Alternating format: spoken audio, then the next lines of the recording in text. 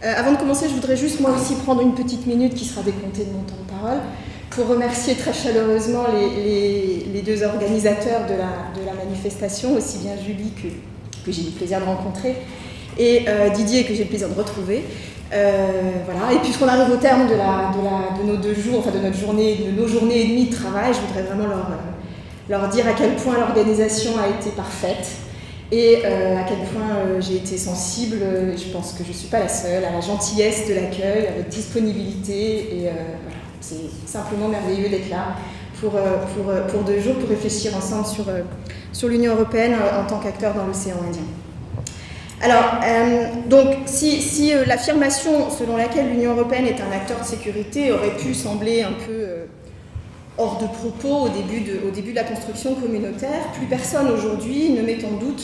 le fait que l'Union européenne est devenue un acteur de sécurité internationale. Alors certes, un acteur atypique, et je vais y revenir, comparé aux autres organisations internationales.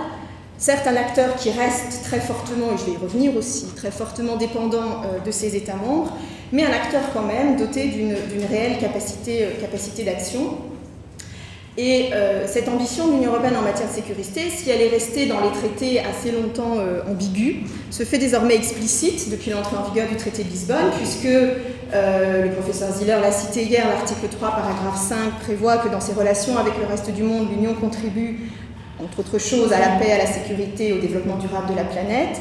Et puisque l'article 21, qui, comme vous le savez peut-être, établit la liste des objectifs de l'action extérieure de l'Union, l'article 21 cite parmi ses objectifs la préservation de la paix, la prévention des conflits et le renforcement de la sécurité internationale. Alors, forte de cette ambition, l'action de l'Union en matière de sécurité internationale n'est pas fondée sur un seul titre de compétence, mais au contraire est fondée sur une pluralité, fondée potentiellement sur une pluralité de titres de compétences, et c'est sans doute ça qui rend les choses un petit peu plus difficiles à cerner. Alors évidemment, le plus évident, la titre de compétence le plus connu, c'est la politique étrangère et de sécurité commune, et s'agissant de sa dimension strictement sécuritaire, la politique de sécurité et de défense commune, puisque c'est dans le cadre de cette politique de sécurité et de défense commune que l'Union européenne, en vertu de l'article 42 du traité sur l'Union européenne, peut mener des missions en dehors de l'Union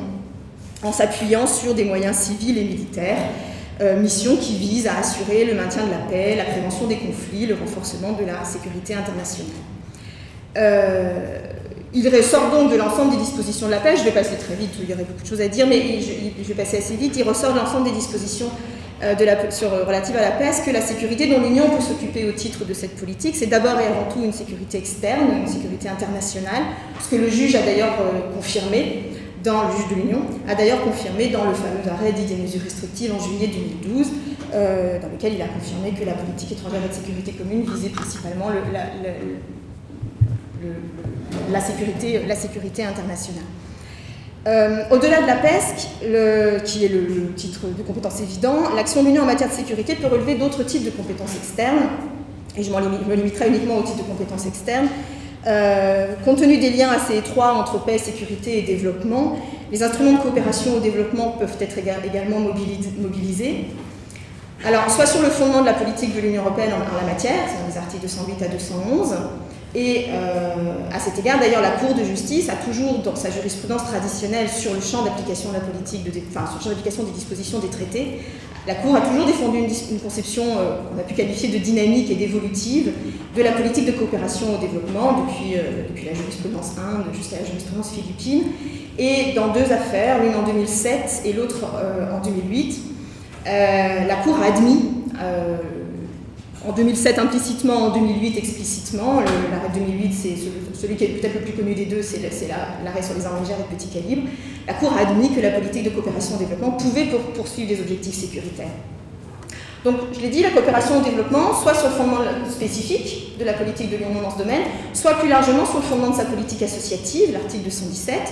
et il n'est qu'à voir l'évolution du partenariat entre l'Union européenne et les pays ACP, auxquels appartiennent les États de l'océan Indien occidental. L'évolution de ce partenariat est très fortement marquée par la montée en puissance des préoccupations sécuritaires, et lors de la révision de l'accord de Cotonou en 2000, enfin lors de l'adoption de l'accord de Cotonou en 2000, révisé en 2005 puis en 2010, Un article spécifique avait été introduit, l'article 11, qui était consacré aux politiques en faveur de la paix, prévention, résolution des conflits, réponse à des situations de fragilité. Et il a été enrichi, cet article 11, il a été enrichi par la révision de l'accord de Cotonou en 2010, pour y inclure, et ça intéresse peut-être plus spécifiquement notre sujet, pour y inclure les menaces sécuritaires nouvelles ou croissantes que représentent la criminalité organisée, la piraterie et tous les trafics, les êtres humains, la drogue, les armes, etc. Et toujours au titre du développement, le volet financier du partenariat intègre également ces partenariats CPUE, intègre également ces questions, puisque les révisions, les FED, les Fonds européens de développement, le 10e puis plus récemment le 11e, ont fait une place plus importante au financement des projets, je vais y revenir, visant à renforcer la sécurité, notamment du continent africain. Nul doute que les questions sécuritaires seront aussi au cœur de la révision du partenariat ACP-UE, puisque vous le savez, l'accord de Cotonou expire en 2020 et que la place de la sécurité dans le nouveau schéma sera évidemment posée. Troisième élément, le troisième type de compétence, après le développement, au quatrième, si on divise en deux le développement, la coopération économique, financière et technique. C'est notamment sur ce fondement juridique qu'a été adopté en mars 2014 un des instruments financiers de l'action extérieure, spécifiquement qui s'appelle l'instrument contribuant à la stabilité et à la paix, et qui permet à l'Union d'apporter une aide financière et technique à des situations d'urgence, de crise, de situations d'instabilité ou des situations menaçant de dégénérer en conflit armé. Voilà, je peux rajouter encore, pour être un peu plus complète, les mesures restrictives, évidemment, mais j'aborderai pas, je les exclus d'emblée, j'aborderai pas les mesures restrictives aujourd'hui, ce qui est un peu un choix arbitraire, mais voilà, j'ai fait des choix, c'est pas très... et enfin, il n'est pas non plus complètement impossible, dernier type de compétence, même si... il n'est pas non plus complètement exclu que l'objectif de sécurité internationale puisse être réalisé en recourant au cadre juridique et aux instruments de l'espace de liberté, de sécurité et de justice. D'abord parce que, comme ça a déjà été dit, l'Union européenne est présente territorialement dans l'océan Indien à travers la France et un petit bout de territoire britannique, si j'ai bien compris. J'avoue que j'ai découvert l'existence d'un territoire britannique dans l'océan Indien. Mais donc pour cette raison d'abord, mais aussi tout simplement parce que l'article 21 que j'ai cité tout à l'heure prévoit explicitement que les objectifs de l'action extérieure sont remplis aussi par le volet externe des politiques internes. Même s'il faut bien reconnaître que la lecture minorante que la Cour a faite de cette disposition en 2012 vient limiter les perspectives de développement du volet externe de l'ELSJ, de l'espace de liberté, de sécurité et de justice, sur les aspects strictement sécuritaires. Alors de ce très rapide panorama, il ressort que l'Union européenne peut mobiliser face à des problèmes sécuritaires une pluralité de compétences et donc une pluralité d'instruments qui relèvent de cadres juridiques et d'institutions potentiellement différentes. Compte tenu de l'importance stratégique que revêt l'océan Indien pour l'Union européenne, importance stratégique a été à de nombreuses reprises évoquée depuis hier, la variété de ces actions, la pluralité de ces titres de compétences se déploie également dans cette région du monde et dans l'océan Indien. Alors je ne reviens pas sur l'importance stratégique de l'océan Indien pour l'Union européenne, étant entendu que l'océan Indien est, en termes sécuritaires, la zone qui fait une zone de communication essentielle entre trois continents,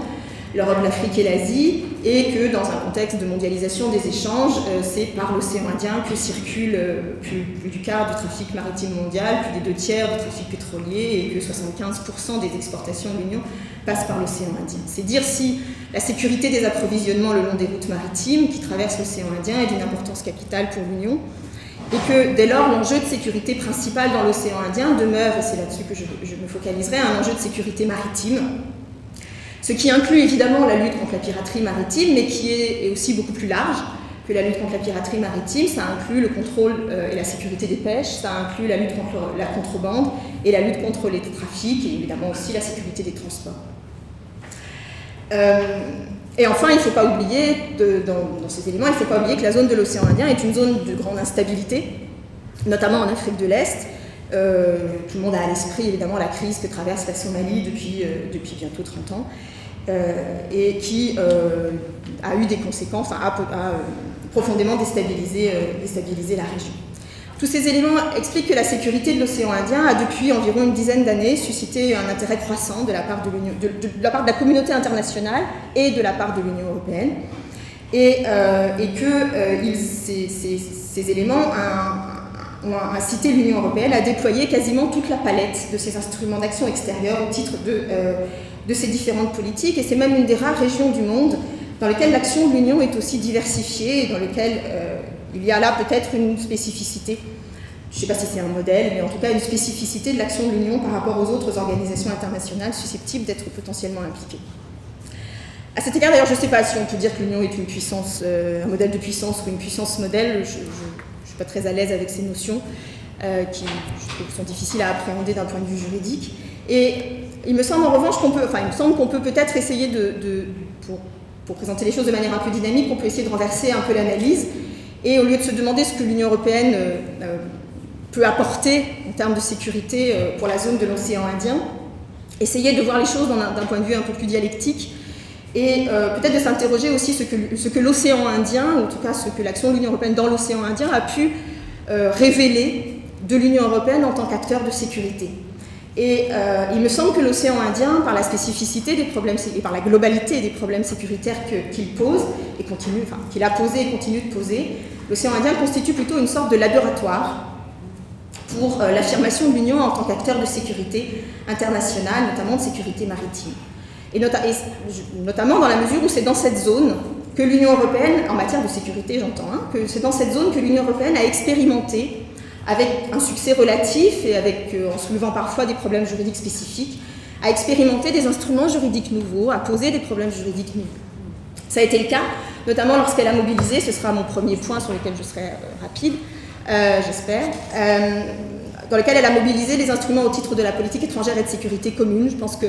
la politique étrangère et de sécurité commune aujourd'hui est profondément impactée par l'action que l'Union a eue dans la zone de l'océan Indien. Il y a eu, je vais prendre deux exemples. Et puis, ce sera le premier point, donc l'action au titre de la PESC.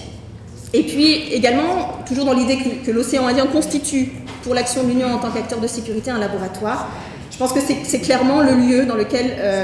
c'est un laboratoire pour l'affirmation de l'Union européenne en tant qu'acteur global. On a beaucoup utilisé l'expression, mais c'est un terme qui a aussi son sens en matière sécuritaire. Comme acteur global de sécurité internationale, notamment de sécurité maritime. Donc première idée, l'action de l'Union en faveur de la sécurité dans l'océan Indien, l'action au titre de la PESC a eu une influence sur la manière dont l'Union européenne a conçoit désormais elle-même sa PESC, c'est-à-dire sa PESC, ou sa politique étrangère et de sécurité, c'est en quelque sorte un laboratoire. En matière de PESC, il y a essentiellement deux types d'instruments qui ont été utilisés dans l'océan Indien, des opérations de gestion de crise, qui relèvent donc de la politique de sécurité et de défense commune, et des accords de transfert, ce qu'on appelle les accords de transfert des pirates appréhendés par la force navale de l'Union européenne, je vais y revenir. S'agissant des accords, des missions de gestion des crises, vous savez que le phénomène de la piraterie maritime a suscité un regain d'intérêt de la part de la communauté internationale et avec elle de l'Union européenne depuis le début des années 2000, notamment au large des côtes de la Somalie, et a connu tout au long des années 2000 une très importante recrudescence qui a justifié que le Conseil de sécurité des Nations Unies en 2008 a incité les États membres même autorisé les États membres, en coopération avec le gouvernement fédéral de transition en Somalie, à pénétrer dans les eaux territoriales de cet État afin de réprimer les actes de piraterie. La mise en œuvre de cette résolution s'est traduite par la mise en place par l'Union européenne d'une mission, qui est la mission la plus emblématique de l'Union européenne et sans doute la plus connue des trois que je vais citer, une mission qui est une mission qu'on appelle la mission... alors, son nom le plus courant, c'est Atalanta, son nom officiel, c'est EUNAVFOR Somalia, qui est un laboratoire, car ça a été la première opération militaire navale de l'Union européenne, dont le fondement juridique repose sur une action commune adoptée en 2008, et qui vise à assurer la dissuasion, la prévention et la répression de la piraterie au large des côtes de la Somalie. Le mandat initial était d'assurer la protection des navires du programme alimentaire mondial, et qui achemine l'aide alimentaire internationale aux populations de la Somalie, ainsi que des navires vulnérables qui naviguent au large des côtes somaliennes, et donc d'appréhender les personnes qui se livrent à des actes de piraterie dans l'océan Indien. Initialement prévue pour durer 12 mois, l'opération Atalanta a été régulièrement prorogée depuis, et la dernière prorogation date de novembre 2016, elle court jusqu'à la fin de l'année 2018. Son mandat a aussi été étendu, aussi bien d'un point de vue matériel que d'un point de vue géographique. D'un point de vue matériel, la dimension répressive de la mission s'est accompagnée à partir de 2014 d'un volet préventif visant à lutter contre les causes profondes de la piraterie, notamment par la collecte des données. Je vais revenir sur le problème de la collecte des données, c'est important. Notamment la collecte des données à caractère personnel des personnes suspectées d'actes de piraterie et leur transfert aux autorités soit internationales, notamment Interpol, ou européennes. Et d'un point de vue géographique, l'action commune de 2008 a été révisée en 2010 pour prévoir que les forces déployées par l'Union européenne pouvaient désormais opérer au large des côtes de la Somalie et des pays voisins, alors sur une formule qui en droit international est un peu étonnante, dans les zones maritimes de la région de l'océan Indien, c'est-à-dire finalement bien au-delà du Golfe d'Aden. Deuxième mission militaire créée par l'Union européenne dans la zone, la mission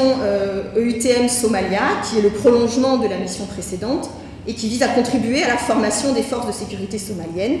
Elle a été adoptée en 2010 et elle a été aussi régulièrement prorogée depuis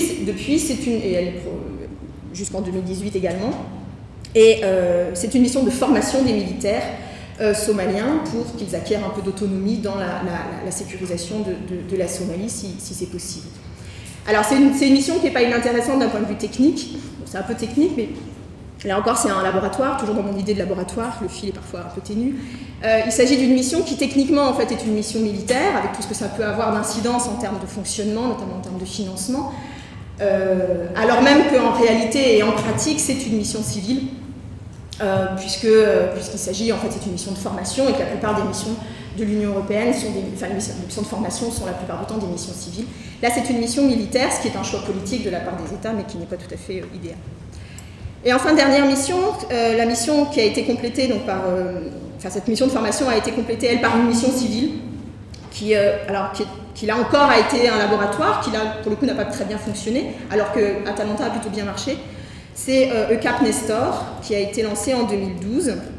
et qui visait plus spécifiquement à renforcer les capacités en matière de gouvernance maritime de plusieurs pays de la Corne de l'Afrique et de l'océan Indien étaient concernés. Djibouti, il y avait 5 États, Djibouti, le Kenya, les Seychelles, la Somalie et la Tanzanie. Et cette mission est aussi un laboratoire, car ce fut la première mission civile régionale de l'Union européenne, menée par l'Union européenne, et donc qui nécessitait un travail de coordination entre les États dans lequel elle intervenait, qui était particulièrement important. Et en pratique, elle s'est révélée très compliquée à gérer, notamment du fait de son caractère régional et de la gestion coordonnée des 5 États concernés. Dès lors, n'ayant pas donné des résultats escomptés, il a été décidé en 2016 d'en restreindre les ambitions, et désormais, son champ d'intervention est restreint à la seule Somalie depuis 2016. Et donc elle s'appelle plus le Cap Nestor, mais elle s'appelle le Cap Somalia. Donc il s'agit d'aider la Somalie à renforcer ses capacités en matière de sûreté maritime. Alors ça dépasse largement le cadre de la piraterie, cette fois, puisqu'il s'agit de faire appliquer le droit maritime. Donc c'est une expertise en matière de droit maritime, l'inspection, le contrôle des pêches, la lutte contre le sauvetage en mer, la lutte contre la contrebande, etc. Outre leur nouveauté, ces 3 missions ces 2 opérations et cette mission, pour être exact, a confronté l'Union européenne à des défis spécifiques qui étaient la gestion croisée des missions. C'est-à-dire pour la première fois, l'Union européenne s'est trouvée confrontée à une nécessité non seulement de gérer une mission, mais également de gérer 3 missions en même temps sur une même zone. Et c'est la raison pour laquelle ça a justifié la création en 2012 d'un centre commun de coordination pour les 3 actions militaires et civiles. Premier élément. Deuxième élément, et je vais aller plus vite, deuxième élément, les accords de transfert des pirates, toujours dans les instruments au titre de la PESC. Alors, sans doute, vous savez sans doute de quoi il s'agit. Vous savez que l'Union européenne, pour traiter le volet judiciaire de la lutte contre la piraterie, a conclu un certain nombre d'accords dits de transfert, c'est-à-dire les pirates qui sont appréhendés par la force navale Atalanta sont transmis à des États tiers. Plusieurs accords ont été conclus, un avec le Kenya, un avec les Seychelles, un avec l'île Maurice, un avec la Tanzanie, un accord avait été envisagé avec l'Afrique du Sud qui n'a pas abouti. La conclusion de ces accords constitue pour l'Union européenne ni plus ni moins qu'une délocalisation du suivi judiciaire des pirates appréhendés. En quelque sorte, il y a une sorte de répartition des tâches, qui n'est pas dépourvue d'ambiguïté d'ailleurs, entre d'une part les États qui sont dotés de la force navale et d'outils militaires suffisants pour assurer la sécurité des voies maritimes, et qui se chargent en gros de la police des mers, et puis des États à qui on confie, voire à qui on confie la mission de juger les pirates et de les détenir sur leur territoire. Ces accords, me semble-t-il, pallient imparfaitement les réticences des États membres à prendre en charge eux-mêmes les pirates qu'ils appréhendent et à exercer leurs compétences juridictionnelles. Et il me semble que c'est plutôt une logique le choix de l'Union de confier, certains diraient peut-être de se décharger, du suivi judiciaire des pirates appréhendés par l'Union européenne permet de contourner les réticences des États membres. Donc il me semble que ces accords, aussi salués ont-ils pu être, ces accords sont avant tout symptomatiques de certaines défaillances européennes. Et voilà. Alors ils s'accompagnent évidemment, tout ça est empreint d'un certain cynisme, il s'accompagne également évidemment d'une assistance financière et technique à destination des États tiers concernés. Et donc, on finance des prisons, notamment j'avais trouvé un exemple, 3 millions d'euros pour financer la construction d'une cour de justice et d'une prison à l'île Maurice pour justement accueillir les pirates appréhendés. Pour l'Union européenne, ils ont posé deux problèmes juridiques principaux qui ont fait évoluer, l'un qui a fait évoluer la pesque et l'autre qui pourrait le faire évoluer. C'est au stade hypothétique. Première hypothèse le premier problème juridique qui a été posé, c'est la question de leur rattachement juridique à la pesque et la question de la procédure de conclusion de ces accords qui, s'agissant notamment de l'accord avec l'île Maurice et de l'accord avec la Tanzanie, ont donné lieu à des arrêts, ont donné lieu à des recours en annulation formés par le Parlement européen et donc à des arrêts de la Cour de justice. Et ce qui est assez intéressant, c'est que la Cour de justice, si elle a confirmé le rattachement à la politique étrangère et de sécurité commune de ces accords, ce qui n'allait pas évidemment de soi, en revanche, elle a annulé les décisions de ces accords pour violation des droits d'information du Parlement européen. Et donc, quelque part, la lutte contre la piraterie maritime dans l'océan Indien a été l'occasion pour le juge de pallier, même imparfaitement, même de manière limitée, de pallier une des lacunes majeures du cadre juridique de la politique étrangère et de sécurité commune, à savoir son caractère faiblement démocratique. L'autre problème juridique posé par ces accords a trait à leur contenu, et notamment aux problèmes qu'ils sont susceptibles de poser en matière de protection des droits fondamentaux. Pas tellement du point de vue en fait, je dis leur contenu, mais c'est pas tout à fait exact. C'est-à-dire que si on regarde les dispositions des accords, globalement, ces accords sont respectueux du droit international des droits de l'homme applicables. Et il y a tout un tas de dispositions qui sont prévues pour cela et pour permettre le respect des droits fondamentaux et notamment des obligations internationales à la fois de l'Union européenne, plutôt des États membres de l'Union européenne et des États tiers concernés. Donc c'est pas tellement du point de vue du contenu que ces accords posent problème, c'est plus du point de vue de leur contrôle. Et notamment de la manière dont on peut contrôler le transfert de ces pirates, puisque ce transfert donne lieu à des actes qui sont en fait pris sous l'autorité d'un représentant de l'autorité navale de l'UNAFOR. Et ces actes, qui constituent des actes de mise en œuvre d'un accord PESC, échappent par nature à la compétence du juge de l'Union et donc échappent au contrôle de leur légalité avec les traités, et y incluse évidemment la Charte des droits fondamentaux. Et donc il semble que s'il y a un problème, s'il y a des critiques, puisqu'il y a eu beaucoup de critiques qui ont été faites de ce point de vue-là, s'il y a une critique qui peut être faite à ces accords au regard de l'exigence des droits fondamentaux, c'est pas tant le problème ne se situe pas tellement au niveau des États tiers concernés et de leur respect des droits fondamentaux, mais le problème se situe tout autant, si ce n'est plus, au niveau de l'Union elle-même et des lacunes, là encore, de la politique étrangère de sécurité commune en matière de PESC. Alors là, la Cour n'a pas été appelée à se prononcer sur ce type d'acte. Une lecture stricte des dispositions des traités devrait la conduire à se déclarer incompétente, sauf à considérer que ce sont des mesures restrictives. Sa jurisprudence, néanmoins, récente relative à sa compétence en matière de contrôle de la PESC je pense à l'arrêt Italiana ou tout récemment l'arrêt Rosneft, pourrait néanmoins inciter à un relatif optimisme,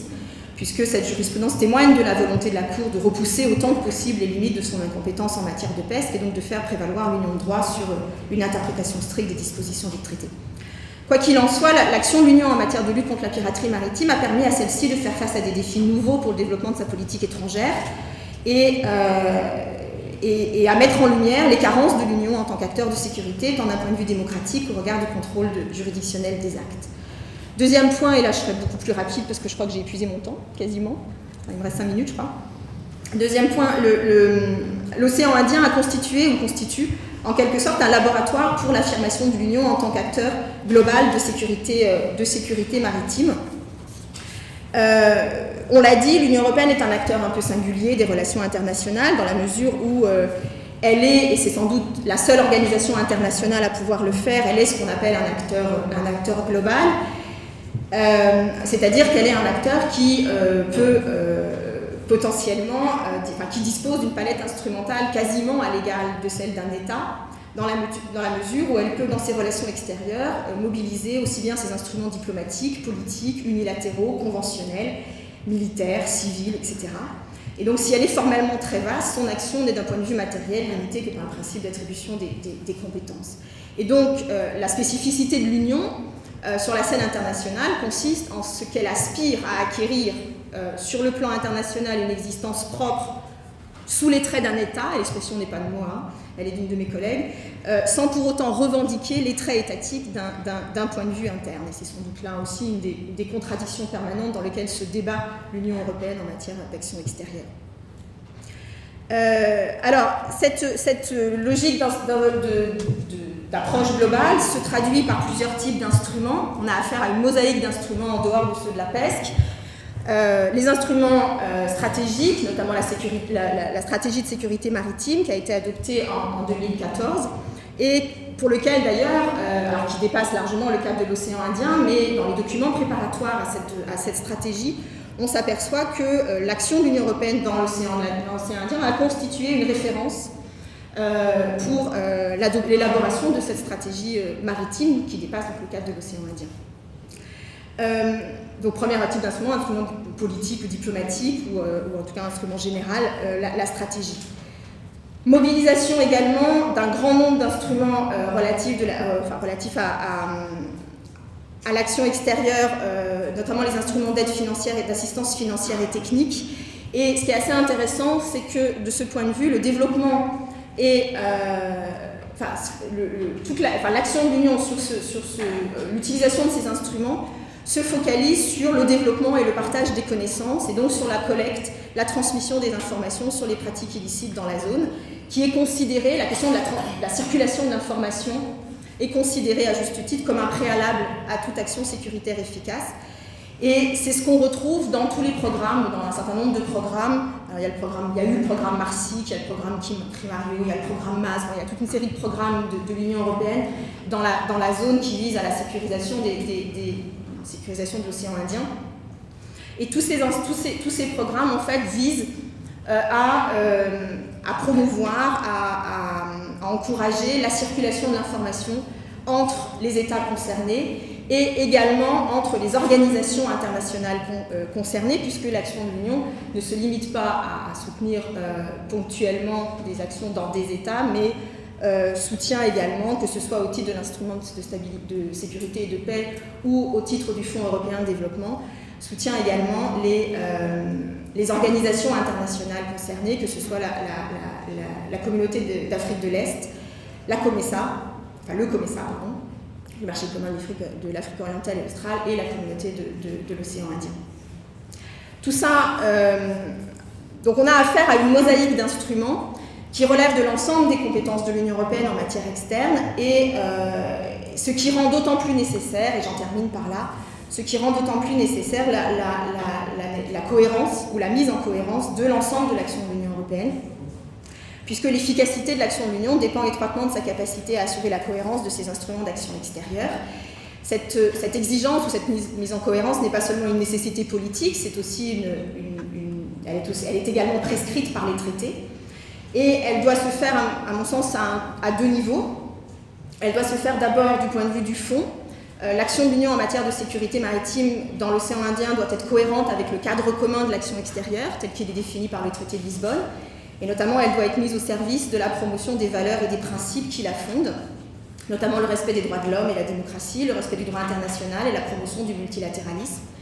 Ce dont témoigne la stratégie maritime de 2014, qui place parmi ses principes directeurs le droit international,